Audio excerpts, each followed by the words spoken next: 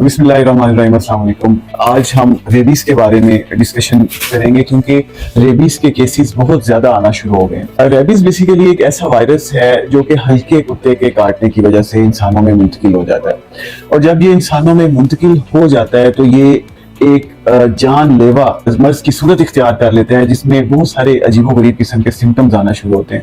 सबसे पहले तो शुरू में बुखार, थकावट और उसके साथ साथ जिस्म में बहुत ज़्यादा कमज़ोरी की अलामत आती है। लेकिन फिर जैसे जैसे ये वायरस प्रोग्रेस करता है तो ये ब्रेन को और जिस्म के डिफरेंट खुलियों को इंगेज कर लेता है और इनमें इन्फेक्शन करके ब्रेन डिसऑर्डर्स करता है, जिसमें जो इंसान है वो भी हकलाहट वाली अलामतें शो करते हैं, जैसे कि वो पानी नहीं पी सकता, मुंह से झाग आना शुरू हो जाती है और वो दूसरे इंसानों को बाइट करने के लिए क्रेविंग्स उसमें आना शुरू होती है, वो काटने को दौड़ता है। अगर कोई आवारा कुत्ता या रेबीज वायरस वाला कुत्ता काटता है तो फौरी तौर पे जख्म को घर में साबुन से अच्छी तरह 15-20 मिनट या आधे घंटे के लिए वॉश करते रहें और फौरी तौर पे करीबी हॉस्पिटल में जाएं और वहां से एंटी रेबीज वैक्सीन या अगर डीप बाइट्स हैं तो इम्यूनोग्लोबुलिन जरूर लगवाएं। इससे बहुत ज्यादा बीमारी की शिद्दत में कमी वाक़ हो जाती है। सो अगर खुदा न खास्ता किसी पेशेंट को रेबीज का मर्ज हो जाता है तो फौरी तौर पे उसको हॉस्पिटलाइज करना पड़ता है, उसको आईसीयू केयर की ज़रूरत होती है।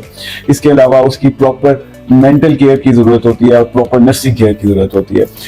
रेबीज एक जानलेवा बीमारी है, बहुत ही मुश्किल सर्वाइवल होता है रेबीज में।